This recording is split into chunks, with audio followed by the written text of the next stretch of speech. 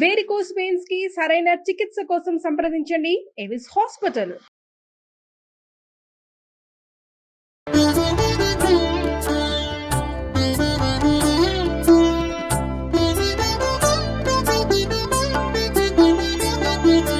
నమస్కారం. మాఘపురాణం 27వ అధ్యాయంలోకి వచ్చాం. ఈ కృత్స్నమద మహర్షి జన్హు మహర్షికి చెప్పిన ఇంకొక కథ చెప్పబడుతోందండి.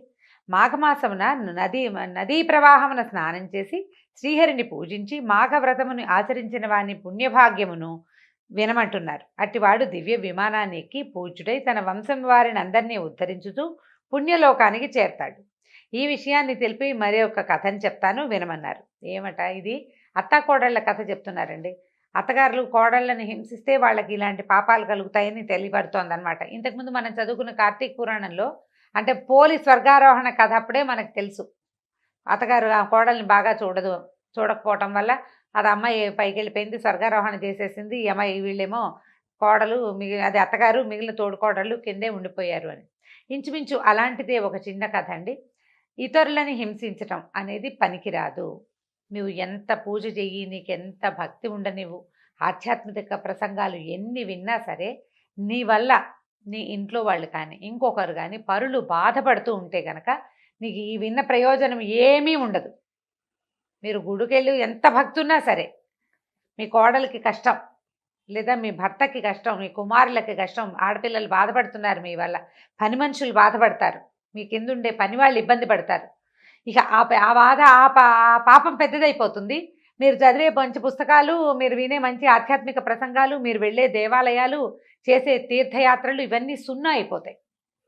ఇవన్నీ ఎలా అంటే తులలాగా తూస్తారు. తులన జరుగుతుందన్నమాట. మంచింత చెడెంత అని.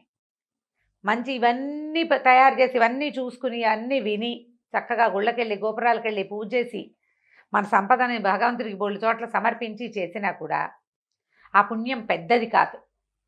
మాఘ స్నానాలు చేసినప్పటికీ నువ్వు చేసిన పాపం పెద్దదైపోతుంది. ఎలాగా? ఇతరులని బాధించకూడదు. భగవంతుడు ప్రతి చోట ఉంటాడు. ప్రతి ప్రాణిలోనూ భగవంతుడే ఉన్నాడు. నాలోనూ భగవంతుడే, నీలోనూ భగవంతుడే. ఆ భావాన్ని మరిచిపోయి గనక ప్రవర్తిస్తే ఈ పాపం పెద్దదైపోతుంది. అలాంటి విషయాలు చెప్పే కథలు కొంచెం తక్కువే ఉన్నాయండి, అక్కడక్కడ కనబడతాయి. ఈ కథ అటువంటిదన్నమాట. ఏమిటో చూద్దాం, చూడండి. ద్వాపర యుగంలో విదేహ దేశమున క్రూర అనే పేరు కలిగినటువంటి ఒక స్త్రీ ఉండేదట. ఆమె ఒక రైతు భార్య, అమిత కోపిష్టి. అయితే ఆమె దంపతులకి జ్ఞాని అనే ఒక కుమారుడు ఉండేవాడట, ఒక కొడుకున్నాడు. అతను దయావంతుడు, ధర్మాచరణమున ఇష్టం కలిగినవాడు. ధర్మం ఇష్టం అబ్బాయికి, చాలా బుద్ధిమంతుడుగా ఉండేవాడు. అతని భార్య పతిభక్తి కలిగింది, ఉత్తమురాలు. ఆమె కూడా ఏం చేసేది? ధర్మకార్యాలంటే ఇష్టము, బంధువులకి, దీనులకి, అతిథులకి అందరికీ యథాశక్తి సేవ చేసేది. మంచిదన్నమాట, ఉత్తమురాలు అమ్మాయి. అత్తమామలకి ఎప్పుడూ సేవ చేస్తూ ఉండేది. కానీ క్రూర ఎవరి గురించి చెప్తున్నామో ఆమె కోడల్ని ఏ దోషం లేకున్నా నిందించేది, తిట్టేది. అప్పుడప్పుడు ఆమె భర్త కూడా కోడల్ని హింసిస్తూ ఉండేవాడు. పాపం ఆ కోడలు ఇది పూర్వజన్మ కర్మ ఫలమని తలచి అత్తమామలు పెట్టు హింసలను భరించుచు ఓర్పుతో వినయ విధేయతలతో వారికి యథాశక్తిగా సేవలు చేస్తూ ఉండేది. ఇప్పుడు ఈ మాట చెప్పంగానే అంటే కోడళ్ళు మంచివాళ్ళ, అత్తగాళ్ళు చెడ్డవాళ్ళ అన్న పాయింట్ వస్తుంటుందండి. కోడళ్ళు కూడా ఎవరైనా సరే మన వల్ల ఇతరులు బాధపడుతుంటే, కోడళ్ళ వల్ల అత్తగారులు కానీ ఒక మనిషి వల్ల ఇంకొక మనిషి అనేది మెయిన్ పాయింట్. అత్త కోడళ్ళ కథలు లోక సహజంగా చెప్పుకునేవి కాబట్టి చెప్పబడింది. కానీ అత్తగారు కోడల్ని హింసిస్తుంది. కోడళ్ళు హింసించరు అత్తగారులని. అన్నం పెట్టకుండా, ఇంట్లోకి రానివ్వకుండా, కొడుకు పిల్లల్ని కలవనివ్వకుండా చేసేవాళ్ళు కూడా ఉంటారు. వీళ్ళు ఏంటంటే నువ్వు ఎంత పూజ చేసినా ప్రయోజనం లేదని, ఇతరులు కూడా మనలాంటి వాళ్ళని గుర్తించాలనే జ్ఞానం లేకపోవటం, అజ్ఞానం వల్లే వస్తాయండి ఇవన్నీ ఆ సమస్యలు. ఒకనాడు ఇట్టి హింస పొంది దుఃఖించుచున్న భార్యను చూసిన క్రూరాపుత్రుడైన జ్ఞాని తన అమ్మా నాన్నతో ఇట్లా అన్నట్ట: నాయన, అమ్మ, నా మాట వినండి. నా మాట కీర్తి కలిగించేది, ధర్మాన్ని సాధించేది. మీకు కోడలిపై కోపం ఎందుకు? అసలు ఈ పోట్లాటకి కారణం ఏమిటి? మీ శరీరములకు బాధ కలిగించు ఈ కోపంతో మీకేం ప్రయోజనం? మన కోపం వస్తుందంటే ముందు బీపీ వస్తుంది కదా, శరీరానికి బాధ కలిగిస్తుంది కోపం వచ్చేసరికల్లా. ఏం ప్రయోజనం? సర్వసంపదల్ని నశింపజేసే కలహం ఎందులకు? సంపదలు ఎట్లా పోతాయి కలహంతో? ఎంతసేపు నిరంతరం కొట్టుకుంటుంటే లక్ష్మీదేవి వెళ్ళిపోతుంది ఇంట్లో నుంచి. వీళ్ళు కొట్టు చచ్చిపోతున్నారు, నేను ఇక్కడ ఉండనని. దుర్మార్గమైన ప్రవర్తన ఉన్న చోట ఉండదు. లక్ష్మీదేవి వెళ్ళిపోతుంది బయటికి. నేను కానీ నా భార్య కానీ మీకేం అపకారం చేశాము? మీ ఈ కోపానికి కారణమేమీ నాకు కనిపించట్లేదు. పెరిగిన కోపం చేత ఆయువు, ధనము, కీర్తి, సుఖము, గౌరవము, జ్ఞానము మున్నగున్నవి నశించును కదా అన్నాడు. సర్వజ్ఞులైన పెద్దలైన మీరు కోపాన్ని మాని మా యందు దయ చూపి సర్వజన సమ్మతమైన ఓర్పుని వహించండి అని పలికాడు అని అడిగాడనమాట. అడిగేసరికల్లా పుత్రుడి మాటలు అంటే కొడుకు మాటలు విన్నటువంటి క్రూర భర్తతో పాటుగా మిక్కిలి కోపంతో మహాకోపంతో ఇలా అందిట. మూర్ఖుడా పోపో, నువ్వెంత నీ భార్య ఎంత, అమ్మా నాన్నకి ఇట్లా నీతి బోధన చేసే నిన్ను నీ భార్యను ఏం చేసినా తప్పులేదు. అమ్మా నాన్న ఎలాగైనా ప్రవర్తించవచ్చు, కానీ వాళ్ళకి నీతి బోధించకూడదు. మీరు చేసేది కరెక్ట్ కాదు అని అమ్మకి చెప్పకూడదు అని అంటోందనమాట ఆవిడ. చెప్పచ్చండి, మా అమ్మకి నేను ఎలా చెప్తాను అని అనుకోకూడదు. బాలాదపి సుభాషితం అన్నారు. బాలుడు చెప్పినా మంచి మాట తీసుకోవాల్సింది. అది అమ్మైనా నాన్నైనా తాత నాయనమ్మ అమ్మమ్మ అయినా సరే చిన్నవాళ్ళు చెప్తే తీసుకోవాలి. ఎందుకంటే మనం చూడండి, ఈ సనక సనందనాథులకి మార్కండేయుడు పూజ చేశాడని విన్నాం. కాళ్ళు కడిగి నీళ్ళు ఎత్తిని చల్లుకున్నాడు. 5 సంవత్సరాల బాలురుగా ఉండేటువంటి సనక సనందనాథుల పాదాలని వృద్ధుడిగా కనపడే మార్కండేయుడు పాదాలు కడిగాడు.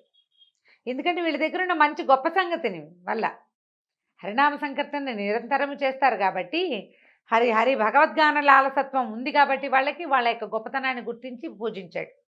అబ్బాయి మంచి మాట చెప్తే తీసుకోవాల్సిందే అని చెప్పి ఏమన్నారు, మేమేం చేసినా తప్పులేదు అని చెప్పేసి ఏం చేశారు, కొడుకుని కోడల్ని మళ్ళీ మళ్ళీ మాటికి పలుమార్లు నిష్కారణంగా కొట్టారు. ఇట్లా దెబ్బలు తింటున్న పుత్రుడు దోషాన్ని చెందాడు. కానీ కోపం వచ్చింది. కానీ వచ్చినా కూడా మళ్ళీ సహజమైన శాంతత్వంతో ఏమనుకున్నాడు, అయ్యో తల్లిదండ్రులను ద్వేషించడం ఎంత తప్పు, అలాంటి వాళ్ళు శాశ్వతంగా నరకానికి పోతారు. మరి అమ్మా నాన్నలకు సమానమైన దైవం వేరొకటి లేదు, స్త్రీకి భర్తను మించిన దైవం లేదు. ఇప్పుడు విష్ణువుతో సమానమైన దైవము, గంగతో సమానమగు తీర్థము లేవు కదా అని భావించాడు. అందుకని ఏం చేశాడట, భార్యని తగిన మాటలతో ఊరడించి, ఓర్పుగా ఉండమ్మా, కొన్నాళ్ళు ఓర్చుకోమా, అమ్మ నాన్న కొంచెం మారతారులే అని బతిమిలాడి ఆమెను సమాధానపరిచాడు. కోపిష్టి అయినటువంటి క్రూర కోడల్ని ఒకరోజు కొట్టి ఓ గదిలో పెట్టి తలిపేసిందిట. ఆమె కుమారుడు, ఆ కొడుకు గారు జ్ఞాని, ఈ యొక్క అకృత్యాన్ని చూసి తల్లినేమి అనలేక పితృభక్తి వలన ఏమీయూ చేయలేక మౌనంగా బాధపడుతూ పూర్వంలాగానే అమ్మా నాన్నలకు సేవ చేస్తూ ఉన్నట్ట. కోడలు ఆ గదిలో 7 రోజులు అన్నము నీరు లేక ఆ విధంగా నిర్బంధంలోనే ఉండిపోయింది. ఇరుగు పొరుగు వాళ్ళు, బంధువులు, మిత్రులు ఈ పని కూడదని ఎంత చెప్పినా సరే క్రూర వాళ్ళ మాటలు వినిపించుకోలేదు. కోడల్ని అలాగే నిర్బంధించి పీడించింది. 7వ దినమున కోడలు అన్నము నీరు లేకుండట చేత దుఃఖించి కృషించి కృంగి మరణించెను. 12వ దినమున క్రూర కుమారుడు భార్యను చూడవలేనని తల్లికి తెలియకుండా తలుపు తెరిచి చూశాను. మరణించిన భార్యను చూసి సంతాపాన్ని పొంది నిశ్చేష్టుడై ఉండిపోయాను. కాసేపటికి స్పృహ వచ్చి చిరకాలం దుఃఖించాడు, ఏడ్చాడు. గాలికి పడిన చెట్టులాగా దుఃఖభారంతో నేల మీద పడిపోయాడు. ఏడుస్తూ అయ్యో నా భార్య చనిపోయిందే అని ఏడుస్తున్నాడట. క్రూర తలుపు తెరిచి ఉండటం చూసి మహాకోపం వచ్చేసిందట ఆవిడికి. ఎవడు తీసాడరా తలుపు అని గబగబా వెళ్ళింది. లోపల మరణించి పడి ఉన్నటువంటి కోడల్ని, దుఃఖ వివసత్వంతో నేల మీద పడిపోయి ఉన్న కొడుకుని చూసేసింది. చూసేసరికల్లా ఆశ్చర్యంగా ఆవిడికి దుఃఖం వచ్చేసిందట. అమ్మయ్య పీడ పోయింది అనిపించలా.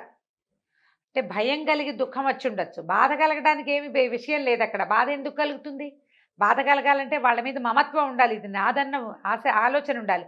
ఆమెకు అదేం లేదు. ఉండుంటే 7 రోజులు 8 రోజులు అన్నం పెట్టకుండా గదిలో పెడతారా ఎవరైనా? పెట్టరు.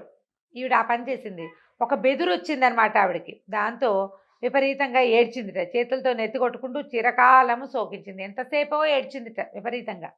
ఆమె ఏడుపు విని చుట్టుపక్కల అందరూ ఏమిటంటూ వచ్చారు. ఈ విషయం తెలుసుకుని ఈ క్రూరని విపరీతంగా తిట్టిపోశారు వచ్చిన వాళ్ళంతా.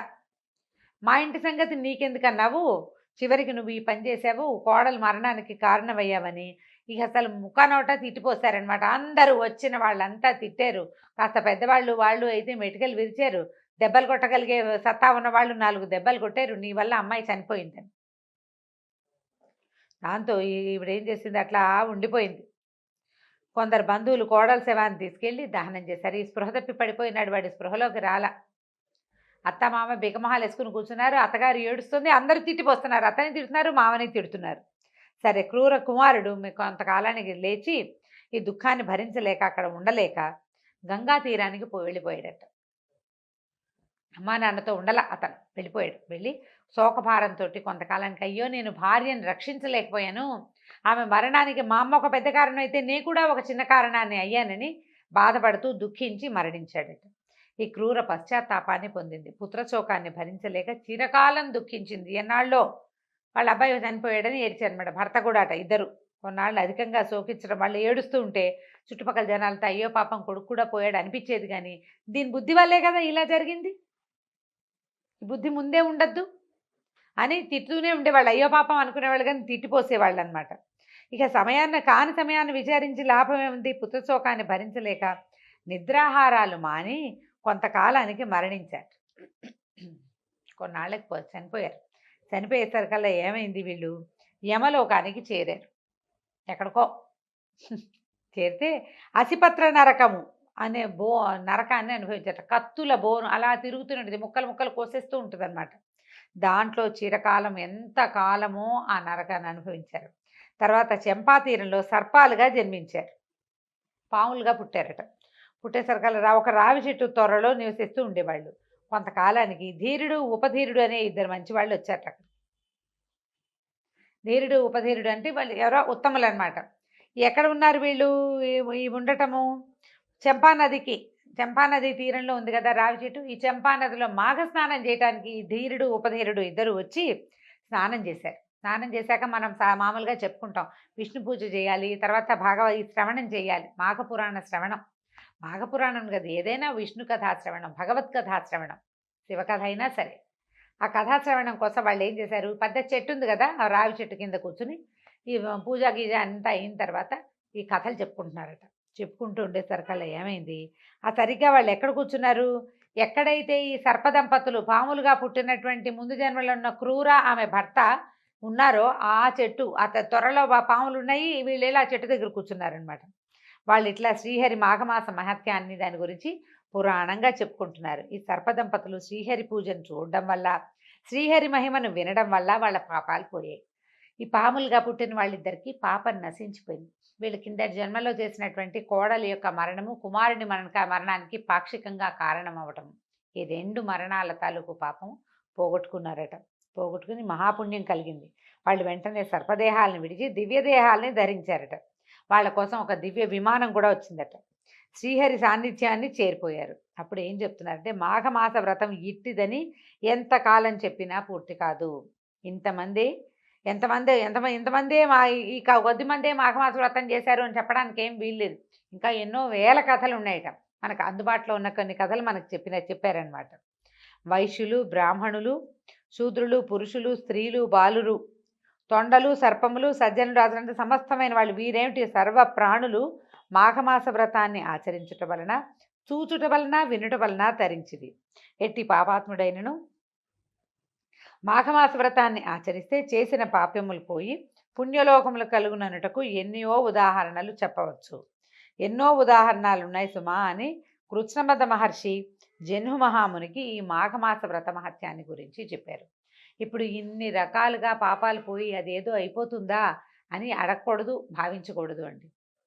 అవకాశం ఉంటే చేయండి. మనకి ఏది కుదిరితే అది మనకి చెందుతుంది. ప్రధానమైంది భగవంతుని తలుచుకునేందుకు ఒక విధానం, ఒక ఉపాయం, ఒక నియమం. తర్వాత పొద్దున్నే లేవటం, స్నానం చేయటం, సూర్యుడికి ఎదురుగుండా దండం పెట్టుకోవటం, ఇవి ఆరోగ్యాన్ని చేకూరుస్తాయి. మనకి మనసుకి ఒక ప్రశాంతతని, ఒక పాజిటివిటీని తీసుకొస్తాయి. మనం ప్రధానంగా గుర్తించవలసిన వ్యవహారం అదే. ఇందులో వ్రతకథల్లో చెప్పినట్టుగా ఇలాగే జరుగుతుందా, సర్పాలు దివ్య రూపాలు వస్తాయా లాంటి ప్రశ్నలు వేయకూడదు, ఆలోచించకూడదు. అట్లా కథ వినటము, తెలుసుకోవటమే. అంత కాకపోతే కొంతైనా అవుతుంది మనకు కావాల్సింది, అంతే. దీంతో 27వ అధ్యాయం పూర్తయిందండి. 28వ అధ్యాయంలో రేపు కలుసుకుందాం. నమస్కారం.